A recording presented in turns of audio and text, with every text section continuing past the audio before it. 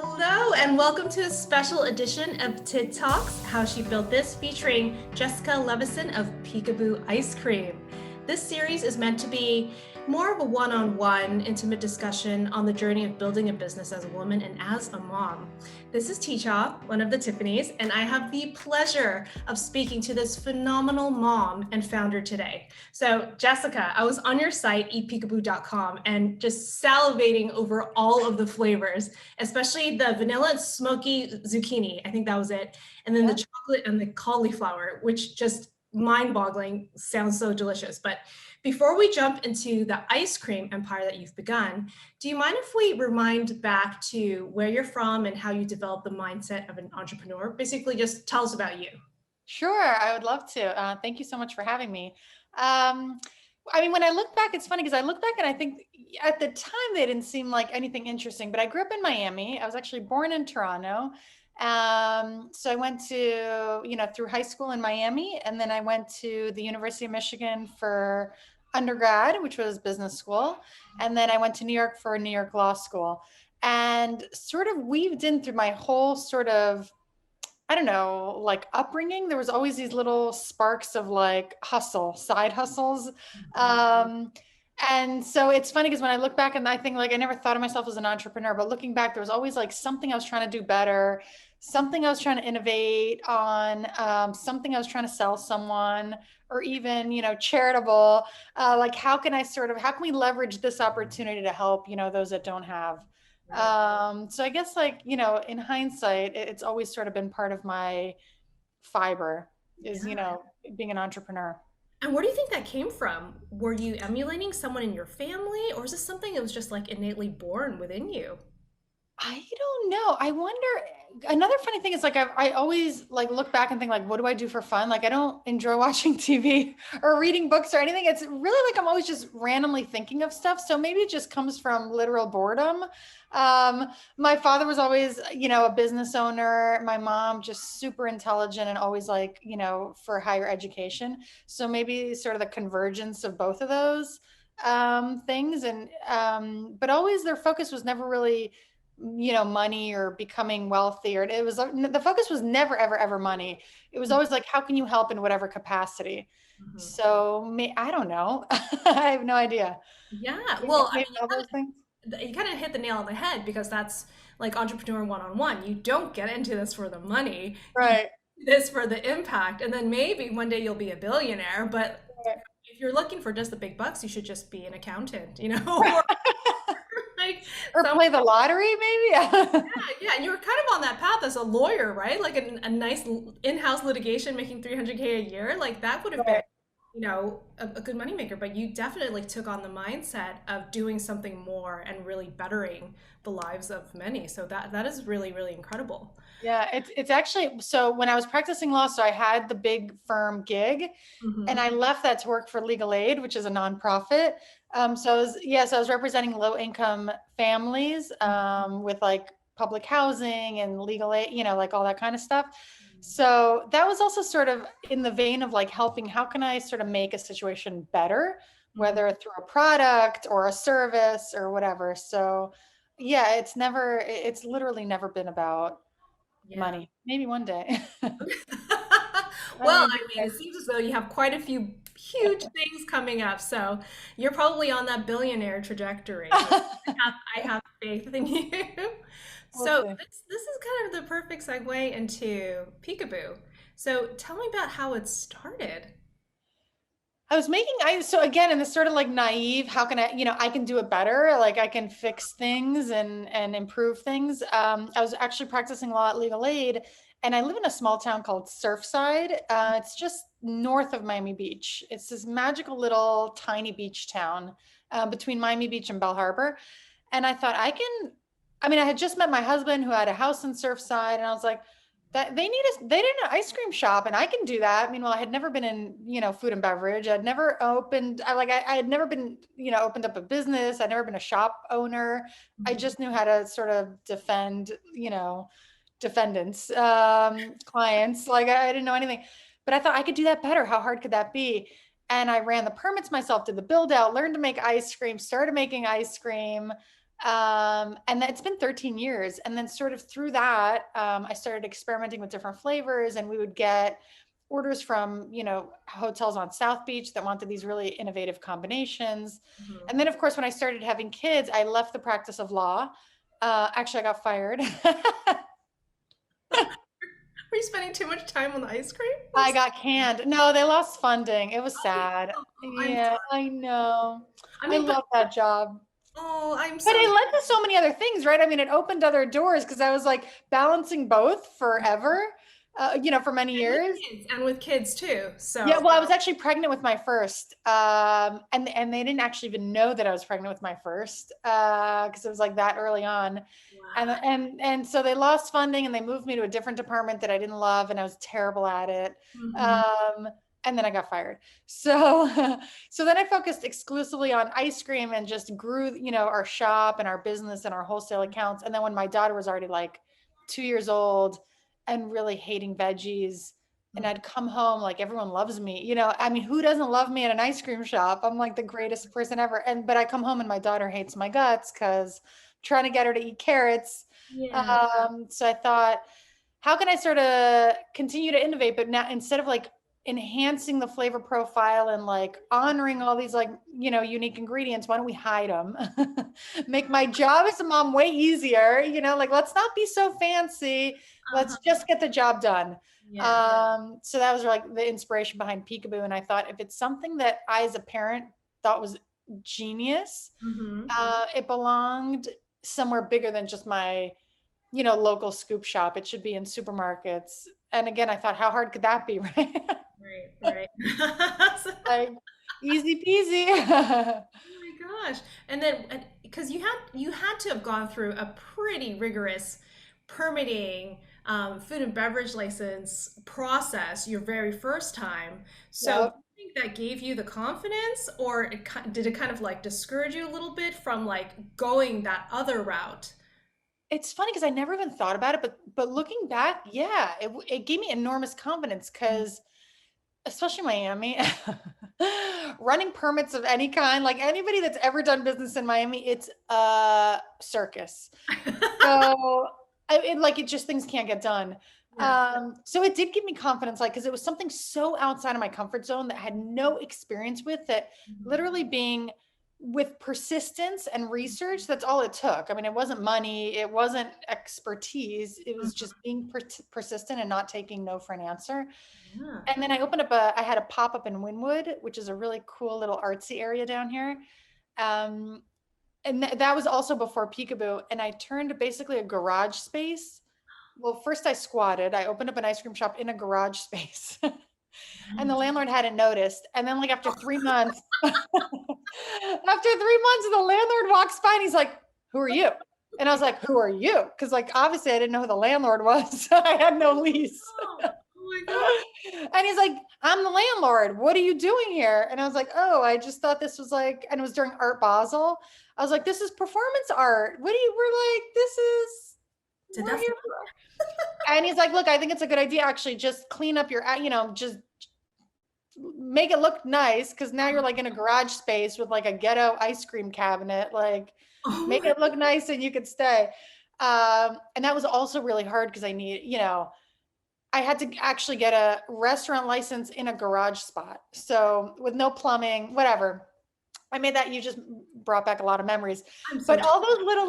all those little moments where you're like, "Oh, I can't do it." And then you're like, "I can do it," like sort of lead and build up to give you this like probably psychotic confidence. That's like this, but this like confidence to think like if you want something badly enough, and that's really entrepreneurship. Like if Yeah. you want something badly enough, Mhm. that you go for it. I mean, because you'd have to be nuts to open a business. Yeah, exactly. So prior to coming to that decision of opening your first ice cream shop, had you made ice cream even as a hobby before, or were you at least an ice cream enthusiast? Oh my God, enthusiasts. Like I would drive like 20 to 30 minutes from my like office job to get my favorite scoop of ice cream during lunchtime. And Uh-huh. then so I'd eat it in the car. And then by the time, so by the time I got back, like it was just a road trip. Obsessed with ice cream. And Got I it. was tinkering at home, like I would make it, and I had this little machine that was so noisy. My husband would be like, "Okay, close the kitchen door," because it was like for like 45 minutes to make like 3 scoops of vanilla. It was like, enough already, enough. But I mean, he got to be one of your first taste testers Yeah, as soon as yeah. you're innovative with the flavor, so I'm sure he appreciated it then. Yeah, yeah. I mean, he always jokes because I guess in high school he worked at an ice cream shop, so he's like, I'm in the industry. Like, this is my advice to you." I'm in the industry. That is Like, you were amazing. 14, okay? Oh my gosh, that is hilarious. Yeah, Listen to me. I have the experience. exactly, exactly. Oh, that is so great. So, I mean, the whole thing about Peekaboo is really bridging the gap between decadence and nutrition, right? So, prior to your firstborn, I'm guessing, the 8-year-old daughter? Yeah, uh-huh, Okay. yeah. So, prior to her, what kind of flavors were you really experimenting with without having that nutritional component to it? Oh my God, so my ice cream shop, we make really cool flavors like lavender orange, and for hotel, which is so good. There's a local roaster here called Panther Coffee. Now is a big deal, but back then, so we make Panther Coffee, ice cream. There's Jay Wakefield is a beer, like a brewery down here. So we make chocolate stout and just all and then the hotels would ask for example, like honeydew cucumber sorbet, Uh-huh. um, and things Also, like you that. can make to order Yeah, for yeah, your yeah, flavors yeah, as well. yeah. And like, I hate rum raisin. I don't believe that it belongs as a flavor. Like, I think it's a crime to have. I mean, who eats raisins and ice cream? It's like disgusting. So we never ever made it because I was like horrified by it. But we'd, like, if 3 customers in a row come in and ask for it, we'll make it. Also, Yeah. like bubble gum ice cream with the bubble gums in it, which is like clearly a choking hazard. I don't know. I mean, like, why? So I'm a little too opinionated probably to like be in that, like in the service capacity. Yeah. But if people ask for it, we'll make anything basically. Okay. Okay. But We made you're a cannoli flavor once, which was pretty good actually. okay. Yeah. Okay. Anyway. Oh, that sounds amazing. So, Yeah. and and listeners, I'm 8.5 months pregnant, so like I can't have the beer, I can't have all this stuff. Wait, yeah. No, no, can I tell you when I was pregnant, I made like potato chips, Funyuns, like and then people would come in like, why would you put Funyuns in ice cream? I wonder, you might have liked that. That sounds like it would be really interesting. What was the base flavor for that one? Oh my God. I don't, maybe like a toasted marshmallow. Ooh, that doesn't sound terrible. Okay. But yeah, so you have so much experience in that department. You've got 3 kids, 8, 6, and 4. So it's pretty extraordinary, right? Having them go into like a Whole Foods and then seeing the ice cream. Like, do you feel just like the pride emanating from them? It's such an incredible experience, especially because I have 2 girls. And for me, it's such a big deal for them to see me build something just as women. Because, like, as you know, I mean, everyone's got their different path and their different experiences, good or bad. There's still something so different and special about being a woman in any kind of industry, and a professional woman and a mom, um, that it makes me so proud to be able to show them that you can do, even my brothers, when I open up my ice cream shop, my younger brother, with love, of course, but they're always heckling me. He was like, if you open up an ice cream shop, I'll stand on the corner wearing an ice cream costume for like a month. Like, nobody believed I can do it, Mhm. not, like, he was joking, and he's been incredibly supportive. But it's like being able to, like, look at my daughter and say, like, what do you think about this font? What do you think about this logo? What do you think about this flavor? Like, we can make it, like, it's just, it's so empowering, for me and for her, for both of them. The little one is 4, but even my son, they're like always, when they're on their Zoom classrooms, always talking about, peekaboo and ice Oh, cream. And it's a very cool, it's just very cool because it's very approachable. Like, everybody knows ice cream. It's not like when I was practicing law and I could talk to them about, you know, like contracts or evictions or whatever. Like, they just don't care. Right. But all of a sudden you're like, should I make a cotton candy flavor or like dinosaur tracks with peanut butter cups? And then they get excited, because yeah. they can have a say in it. Yeah, that is so extraordinary because you're really setting such a great bar for them, especially the girls, to know like truly anything is possible because mom's doing it. Like, how extraordinary is that? Like literally, like you want to start an ice cream company, you can actually do it. Yeah. Like you know, like it's just like, and it goes back to like, if you want something badly enough, you Hmm. know, and believe in it badly enough, then like, even if you're sort of going down the wrong path and need to pivot, right? There's always a way to fix and adjust and adapt. Hmm. But if sort of you have that North Star and like, you know, that you can help or do something better, I feel like, I don't know, go for it. No, absolutely. Okay, so let's talk a little bit about challenges because you strike me as someone that is just so positive and just full of sunshine, and you can just go for it. So I'm sure you probably don't talk about the challenges a lot, but you must have come with some adversity. And, I took a peek at the notes, and that first investor story just got me so riled up and mad. So let's talk about those You challenges. can relate because I was as pregnant as you are. So imagine like having this, you know, looking to someone as a mentor, um, having never fundraised before in my life. And he invested a lot of time in like helping me and like with packaging and stuff because he was in CPG, consumer packaged goods. So he had a successful exit. And our last meeting, I was like, okay, so how should I go about? I've never asked anybody for money before, and it's not. I mean, I was like a cocktail waitress for like 5 minutes, and people would like tip me, and I was like, no, no, no, it's my pleasure. Like that's literally true story in New York City. Like that's how uncomfortable I am with like accepting money and just it was just. I was like, no, it's my pleasure to serve you. Finally, like my boss was like, this is not for you. Don't come back tomorrow. Yeah. Um, so anyway, so I was like, how do I approach it? I didn't know anything about pitch deck or anything. And he said like very sincerely, meanwhile, he knew I went to business school. He knew I went to law school Mhm. and like very sincerely, almost like trying to help. He was like, but, and he knows my husband, your husband does well, you know, I mean, do you need this? It's hard having kids and you're pregnant and like, who's going to invest in a pregnant woman? Just, this is cute. Like, this is really cute. Go home, get a manicure, just be happy. And I was like, I remember sitting in my car, like on the verge of tears, like, how dare you? How dare you underestimate me? And I will show you. You know, like you have that moment. I'm sure you've been there. Like we've all been there where you get underestimated. At first, you're like, oh, is he right? And then you're like, The self-doubt. that's him. Yeah, yeah, seriously. Yeah, and I hope that was a really quick 180 for you. Oh my God, 100%. And it's like you need those moments of rage to propel you forward. It's like, thank God for that moment. And thank God for everyone that said no and you can't do it. And this is a cute business. And like, I can picture those men in my head. And like, I don't think they came from a bad place. Like, I don't think it was malicious. It was either ignorant, chauvinistic. Mhm. Maybe I'm like naive and whatever.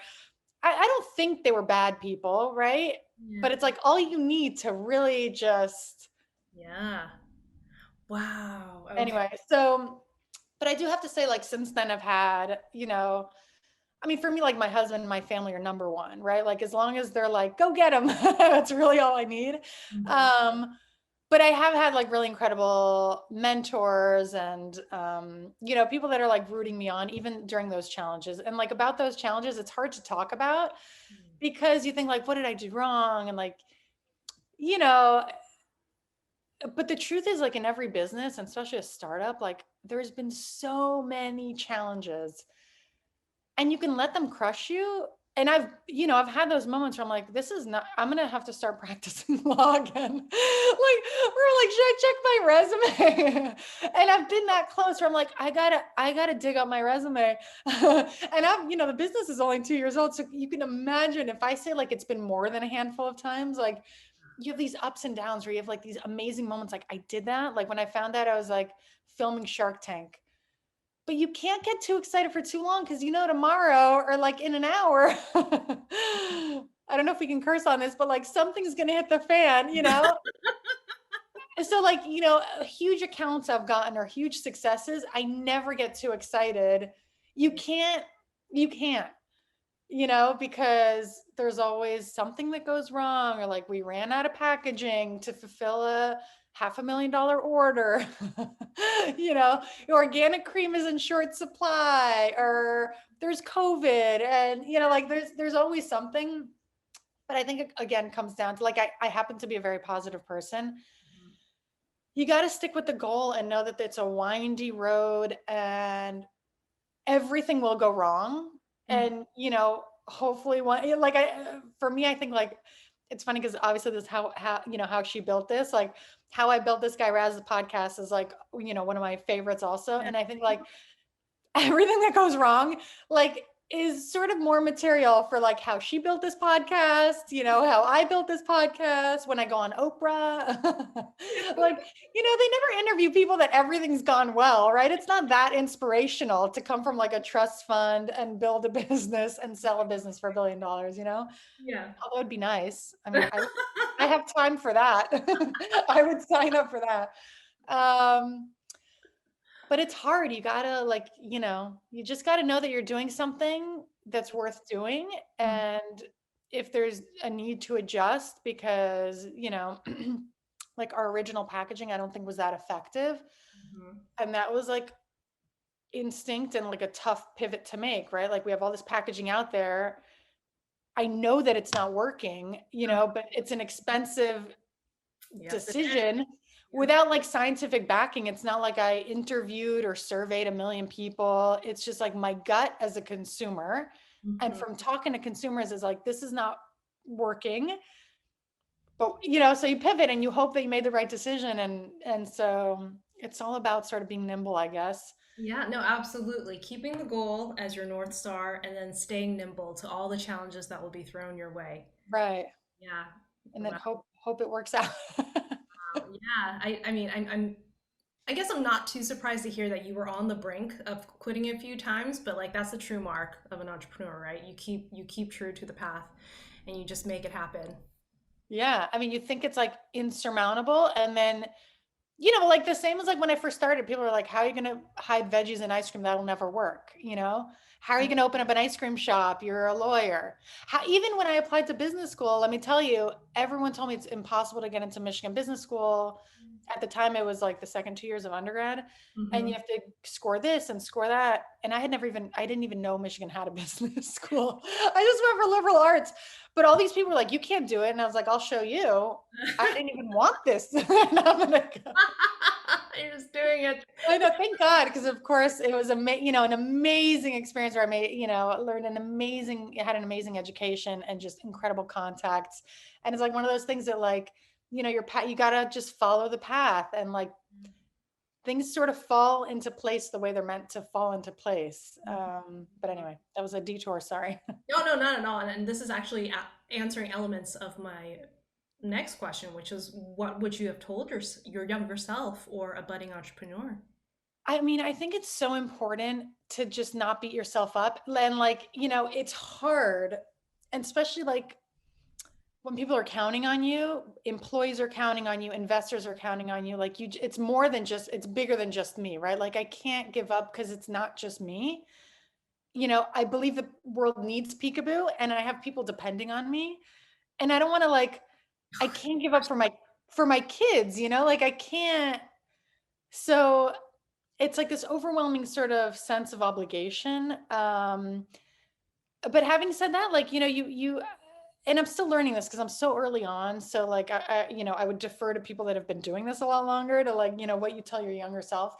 But I think in a nutshell, it would be like every decision, good or bad, is for the, builds upon like a better product, a better you, a better company. Like it's all sort of moving toward that goal.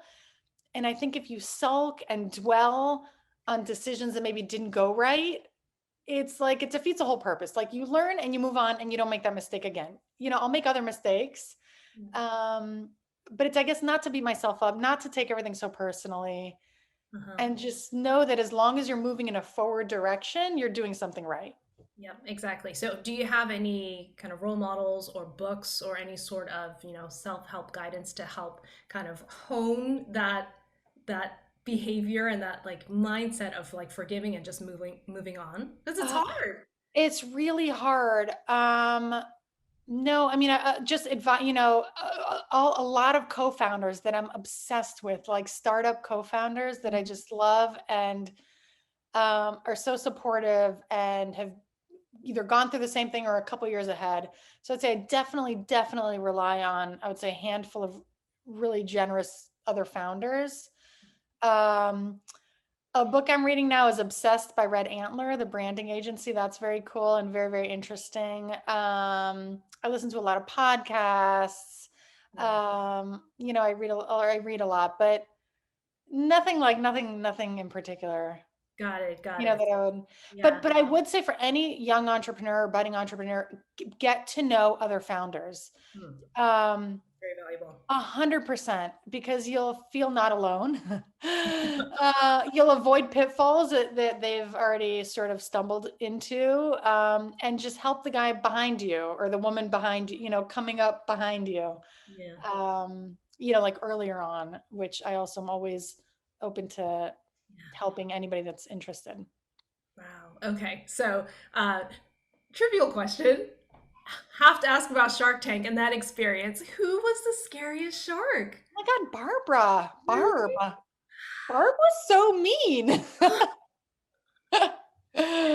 Oh, wow. Okay. And then the segment, even though it's like what, 15 minutes, like how long were you actually in that hot spot on the stage? So 45 minutes, maybe an hour.